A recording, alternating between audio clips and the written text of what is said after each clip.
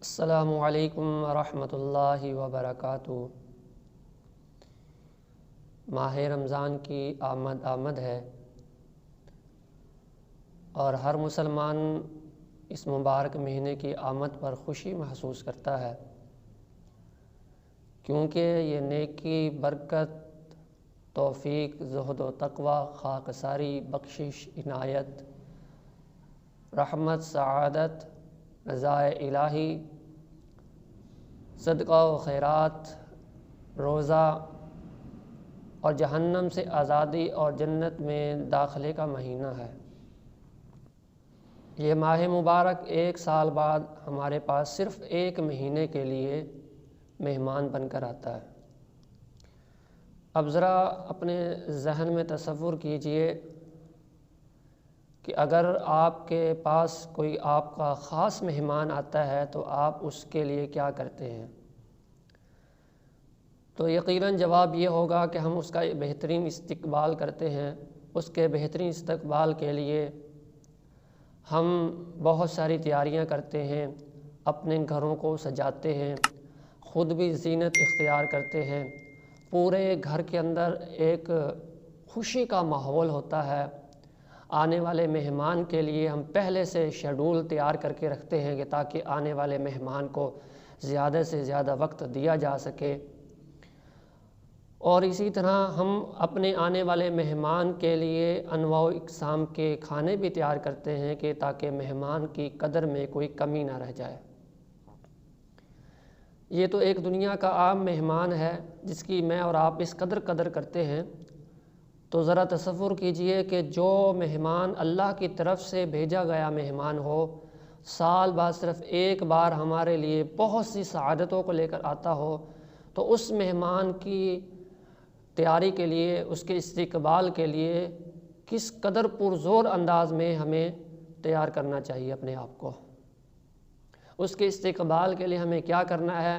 آئیے آج کی اس مجلس میں چند ایک ایسے اعمال سمجھنے کی کوشش کیجئے کہ رمضان کے آنے سے پہلے ہم رمضان کے استقبال کے لیے ان اعمال کو سمجھ لیں، تاکہ جب رمضان آئے تو ہم بھرپور انداز میں اللہ کے اس مہمان کا استقبال کر سکیں۔ تو اس حوالے سے پہلا عمل ہے کہ ماہ رمضان کی عظمت اور شان کا ادراک ہم پہلے سے کر لیں۔ ہم یہ جان لیں کہ رمضان کی عظمت کیا ہے، رمضان کی شان کیا ہے۔ یہ برکتوں والا، سعادتوں والا، رحمتوں والا، جہنم سے آزادی والا مہینہ ہے۔ پہلے سے ہی دل و دماغ کے اندر اس کی عظمت کو بٹھا لیں، تاکہ جب رمضان آئے ہمیں اس کی عظمت کا ادراک ہو، سمجھ ہو، پھر ہم سے تاکہ روزے رکھنے میں غفلت نہ ہو، صدقہ خیرات میں غفلت نہ ہو، نمازوں کی پابندی میں غفلت نہ ہو، اور اس قسم کی جتنی بھی عبادات ہیں اس میں ہم غفلت نہ کریں۔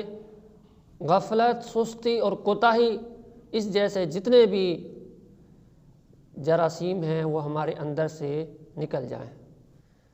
سنن ابن ماجہ کی ایک حدیث کے مطابق دو شخص برابر کی نیکیاں کرنے والے، برابر کے اعمال صالحہ کرنے والے، ان میں سے ایک شخص پہلے فوت ہوتا ہے، وہ بلکہ شہادت کی موت اس کو نصیب ہوتی ہے، اللہ کے راستے میں لڑتے لڑتے شہید ہو جاتا ہے۔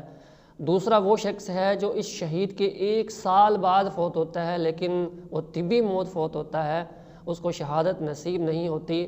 لیکن حدیث میں آتا ہے کہ بعد میں ایک سال بعد میں فوت ہونے والا، طبی فوت ہونے والا جو شخص تھا، وہ شہید سے پہلے جنت کے اندر داخل کر دیا جاتا ہے۔ صحابہ نے اللہ کے نبی صلی اللہ علیہ وسلم سے پوچھا تو اللہ کے نبی صلی اللہ علیہ وسلم نے فرمایا کہ ایک سال کیا اس نے رمضان کے مہینے کو نہیں پایا؟ کہ ایک سال کی اس کی نمازیں زیادہ نہیں ہیں؟ کہ صدقہ خیرات اور دیگر نیکیاں زیادہ نہیں ہیں؟ تو اس حدیث سے معلوم ہوتا ہے کہ رمضان کی اس قدر عظمت ہے کہ اگر کوئی شخص ایک سال بھی زیادہ پا لیتا ہے تو وہ بھی شہید سے پہلے جنت کے اندر داخل کر دیا جاتا ہے، بشرط یہ کہ وہ رمضان کو پرزور طریقے سے اس کا استقبال کرے اور بہترین انداز سے اس سے اپنے آپ کو مستفید کرے، اس سے بہترین استفادہ حاصل کر کے اس کی بھرپور عظمتوں کو سمیٹنے کی کوشش کرے۔ اور اسی طرح رمضان سے بھرپور فائدہ اٹھانے کے لیے، رمضان کا بہترین استقبال کرنے کے لیے دوسرا عمل یہ ہے کہ رمضان سے قبل ہی اپنے نیتوں کو خالص کر لیں، کہ ہم نے رمضان کے اندر جتنی بھی عبادات کرنی ہیں، روزے سے لے کر افطاری تک، سحری تک، جتنی بھی عبادات کریں گے اس میں کوئی دکھاوا نہیں ہوگا، ریاکاری نہیں ہوگی، صرف اور صرف اللہ کو راضی کرنے کے لیے کریں گے۔ اس عزم کو پختہ کر لیں، کیونکہ اللہ پاک قرآن میں حکم دیتے ہیں وَمَا أُمِرُوا إِلَّا لِيَعْبُدُوا اللَّهَ مُخْلِصِينَ لَهُ الدِّينَ، کہ تمہیں یہی حکم دیا جاتا ہے کہ اللہ کے لیے خالص ہو کر کام کرو۔ اور سورہ ہود کے مطابق انسان کا وہ عمل قابل قبول ہی نہیں ہے کہ جس کے اندر اللہ کی رضا شامل نہ ہو، ریاکاری موجود ہو، دکھلاوا موجود ہو۔ اس لیے رمضان کے آنے سے پہلے اپنی نیت کو بھی خالص کریں اور پختہ عزم کریں کہ ہم انشاءاللہ العزیز روزے بھی پورے رکھیں گے، تراویح کا اہتمام بھی کریں گے، اور دیگر جتنی بھی عبادات ہیں زیادہ سے زیادہ ہم رمضان کی سعادتوں کو سمیٹنے کی کوشش کریں گے۔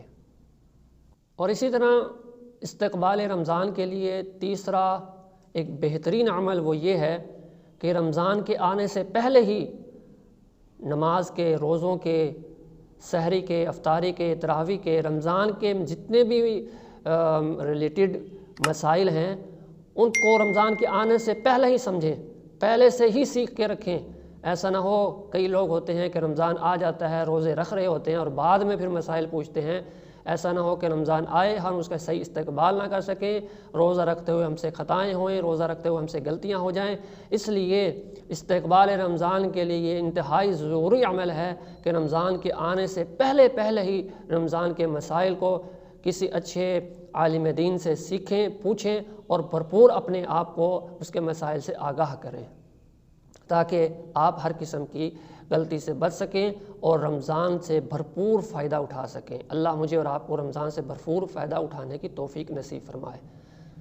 اور اسی طرح چوتھا عمل یہ ہے کہ جس طرح آپ اپنے آنے والے مہمان کے لیے اپنے گھر کو صاف کرتے ہیں، اسی طرح اللہ کے اس مہمان کے آنے سے پہلے اپنے دل کو بھی صاف کریں۔ کینے کے جالے لگے ہوئے ہیں اس کو اتار دیں، حسد کے جالے ہیں اس کو اتار دیں، کینے سے، حسد سے، بغض سے، عداوت سے، دشمنیوں سے، نفرتوں سے اپنے دل کو بالکل پاک صاف کر لیں۔ اس کے اندر کسی قسم کی ملاوٹ محسوس نہ ہو، اس میں کسی قسم کی گندگی نہ ہو، شرک کی گندگی نہ ہو، شرک کی غلاظت نہ ہو، اس کے اندر اللہ کی نافرمانی کی غلاظتیں نہ ہوں، اس کے اندر اپنے مسلمان بھائیوں کے لیے دشمنی اور عداوت موجود نہ ہو۔ اپنے دل کو اسی طرح بالکل صاف شفاف کیجئے جس طرح آپ دنیا میں آنے والے ایک مہمان کے لیے کرتے ہیں، کیونکہ جس دل کے اندر عداوت اور دشمنی کا جالا ہوتا ہے وہاں پر ایمان و تقوی کی روشنی نہیں ٹھہرتی، وہاں پر ایمان و تقوی کی روشنی داخل نہیں ہوتی۔ اس لیے سب سے پہلے اپنے ان حسد و تکبر اور عداوتوں کے جالوں کو اتاریے، صفائی کیجئے دل کی۔ اسی طرح رمضان کے استقبال کے لیے پانچواں عمل وہ یہ ہے کہ اپنے نظام الاوقات کو پہلے سے ہی درست کر لیں۔ جس طرح آپ مہمان کے آنے سے پہلے اپنا ایک شیڈول بناتے ہیں کہ فلاں دن مہمان نے آنا ہے، فلاں دن فلاں کام نہیں کرنا، اپنے کام کو آگے یا پیچھے کریں۔ یہ نہ ہو کہ رمضان آئے تو آپ اپنا وقت سونے میں گزار دیں، یا اپنا وقت جو ہے کاروبار میں گزار دیں، یا اپنا وقت شاپنگ کے اندر گزار دیں۔ یہ شاپنگ کرنی ہے یا کوئی بھی کسی قسم کا کام ہے، رمضان کے آنے سے پہلے اپنے آپ کو فارغ کیجئے۔ اللہ کے مہمان کی یہ انتہائی ناقدری ہوتی ہے اس وقت کہ جب رمضان اللہ کا مہمان آپ کے پاس موجود ہو اور آپ دنیا کی مصروفیت کے اندر مشغول ہو جائیں۔ ایسا شخص خاندانی اور اصلی نسلی نہیں ہوتا جو شخص اپنے آنے والے مہمان کی قدر نہیں کرتا، اس کو وقت نہیں دیتا۔ تو اللہ کے اس مہمان کو آپ نے وقت دینا ہے، پہلے سے اپنا شیڈول بنائیں، نظام الاوقات اس طریقے سے مرتب کریں کہ جب رمضان آئے تو آپ عبادت کے لیے فارغ ہوں اور اپنی صحت کا بھرپور خیال رکھیں، تاکہ جب رمضان آئے تو آپ روزے رکھنے والے ہوں، آپ صدقہ خیرات کرنے والے ہوں، آپ تراویح اور دیگر نیکیوں کے کام میں بڑھ چڑھ کے حصہ لینے والے ہوں۔ یہ سارے معمولات نظام الاوقات کے پہلے سے آپ نے ترتیب دینے ہیں۔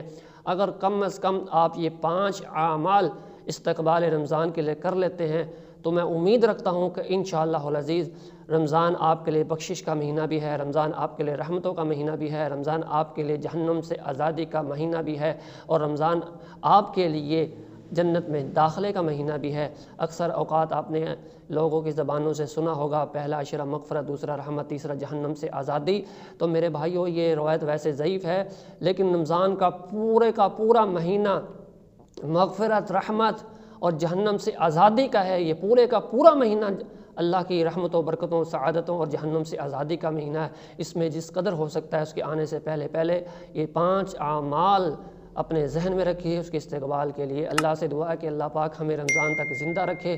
اللہ سے یہ کثرت کے ساتھ دعا بھی کیجئے، اللہ ہمیں رمضان تک زندہ بھی رکھنا، اور رمضان کے آنے کے بعد ہمیں رمضان کا بہترین استقبال کرنے کی، اور اس کے بعد ہمیں رمضان سے بھرپور انداز میں فائدہ اٹھانے کی توفیق نصیب فرمانا۔ السلام علیکم ورحمۃ اللہ وبرکاتہ۔